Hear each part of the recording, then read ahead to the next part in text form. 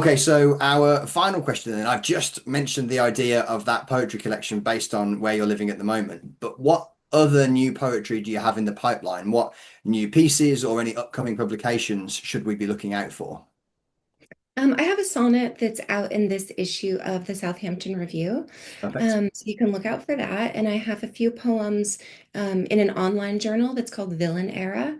So those are a little different in tone because it's everything's themed around villainy. Mhm. But I have two pantoums there, so a little more traditional forms. Mhm. And I think I would like to keep working sonnets. I think, with that idea that I was mentioning with Tracy Brimhall and, sort of keeping the little brain working, I think I find that form to be so rewarding because it's so challenging. Okay. And it has allowed me, greater creativity. Um, I'm also working on an ekphrastic series. There's an artist that makes watercolors. Okay.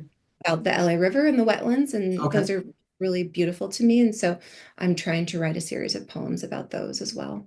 Perfect. Yeah, emphatic poetry can be very, very interesting, and it's interesting you mentioned about the sonnets as well. I like the idea of having the rules of a sonnet and having to try and kind of break free from them whilst still retaining kind of the core essence of the poem, if that makes sense.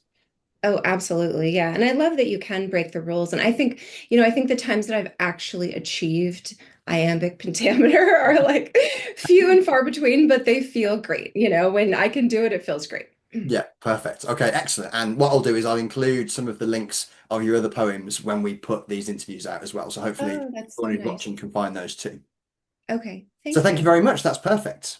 Okay. Thanks, Ross.